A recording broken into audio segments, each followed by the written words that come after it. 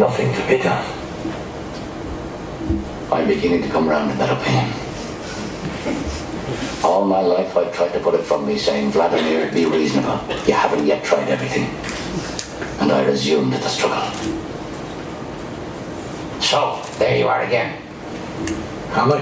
I'm glad to see you back. I thought you were gone forever. Me too. Together again at last. We'll have to celebrate this. But how? Get up till I embrace. Eiffel Tower during the Second World War.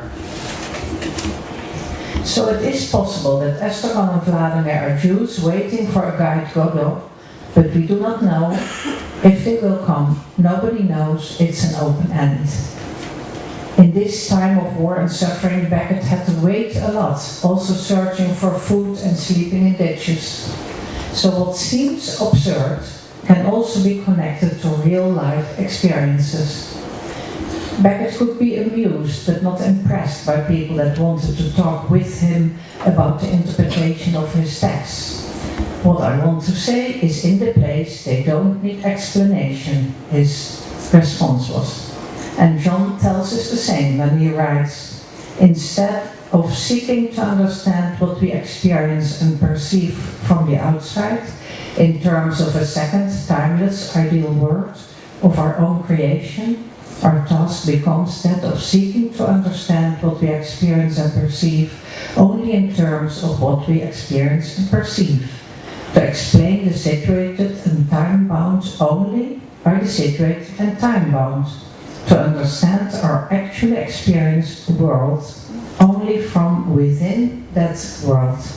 So to understand the place of Beckett from within the place of Beckett.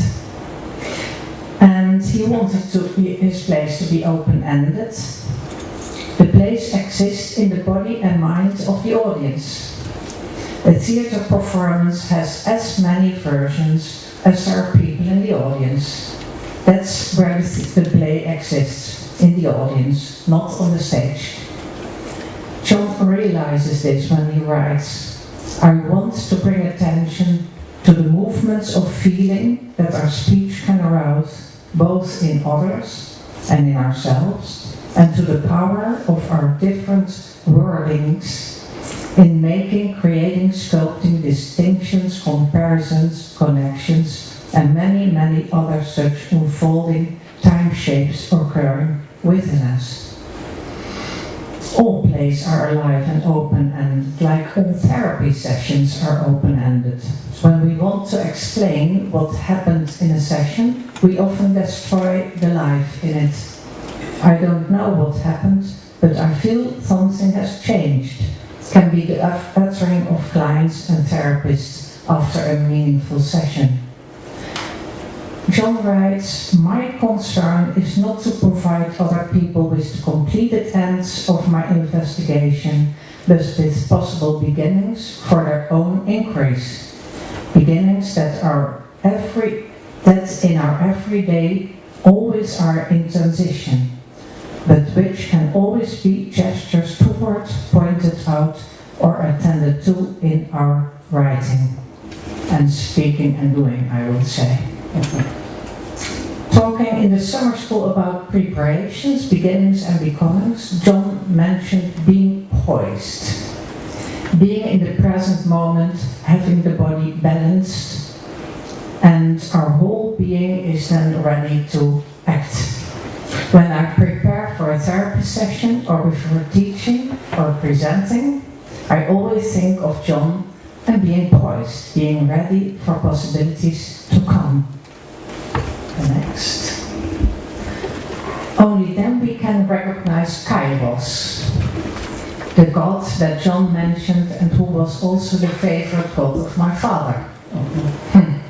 Kairos is the Greek god of the fleeting moment, offering a favorable opportunity opposing the fate of man. Such a moment must be grasped by the tuft of hair, you can see it, there, on the personified forehead of Kairos. Otherwise the moment is gone and cannot be recaptured because he has is bald in the backside. So we need to be poised to recognize kairos, the opportunity that gives space for new, unexpected possibilities. We said, whose did we stole when preparation meets opportunity? We stole that from who? Cartier-Bresson? Oh yes. Oh yeah. Yeah, was it? That was Peter's. Peter Rover. Yeah, I think so, yeah. Yes. Waiting He for... stole everything. we are all thieves. Yeah.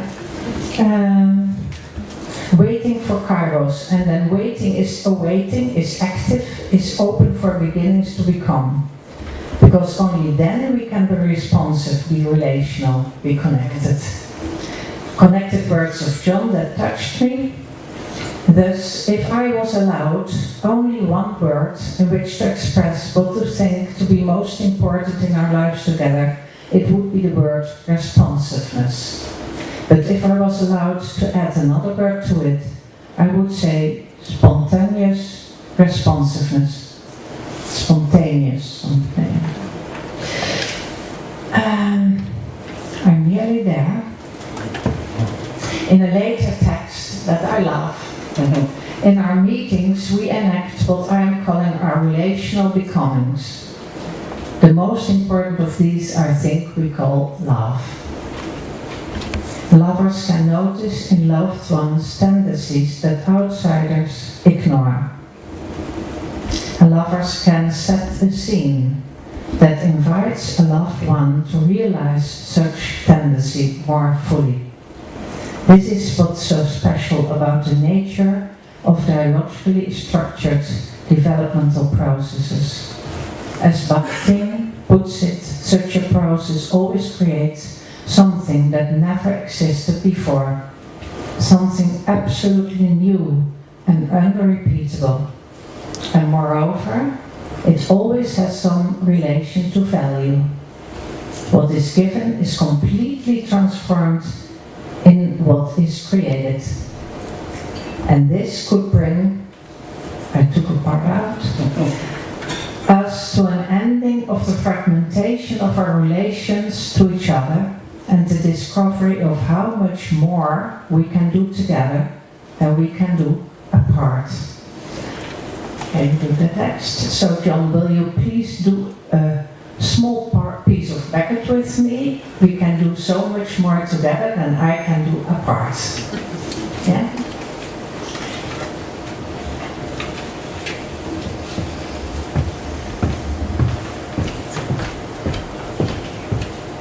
Shall I come to you?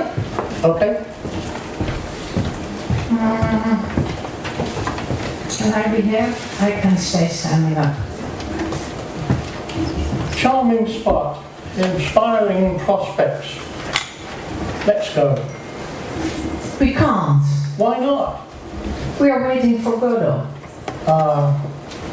You're sure it was here What? that we were to wait?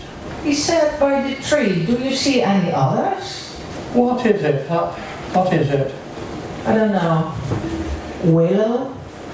Where are the leaves? Must be dead. No more weeping. Or perhaps it's not the season. Looks to me more like a bush. A shrub. A bush. What are you insinuating? That we have come to the wrong place? Well, he should be here. He didn't say for sure he'd come. And if he doesn't come? He'll come back tomorrow. And then the day after tomorrow. Possibly. And so on. The point is, Until he comes. you're merciless. We came here yesterday. No. There you are mistaken. What did we do yesterday? What did we do yesterday? Yes. Why? Nothing is certain when you're about. In my opinion, we were here. You recognize the place? I didn't say that. Well, That makes no difference. all the same. That's tree. That walk. You're sure it was this evening What? that we were to wait? He said yes, Saturday, I think. You think. Well, shall we go? Yes, let's go.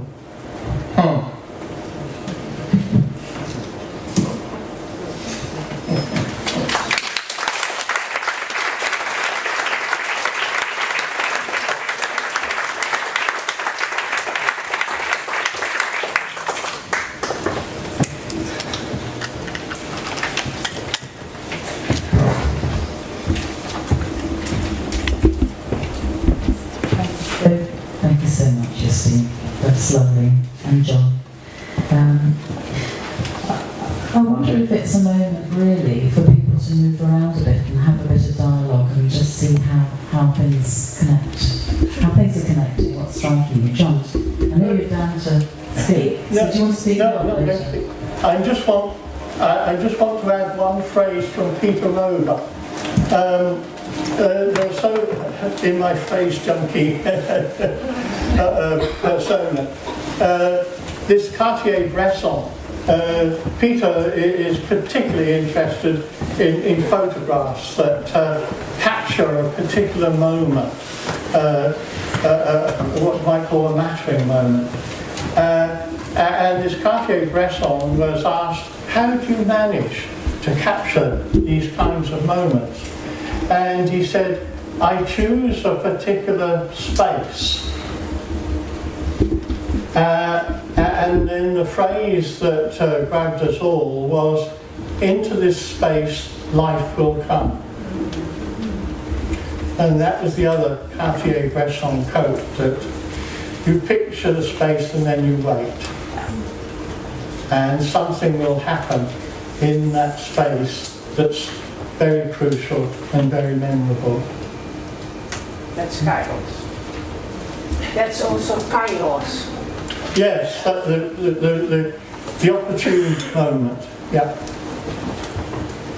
I just wanted to add that from Peter, who has, he gave us his terrific movie, but Peter is one of those we steal from each other. Surely at some point there needs to be a reframe of this word steal. Maybe that's one of the things people might want to be reflecting on together. Let's just take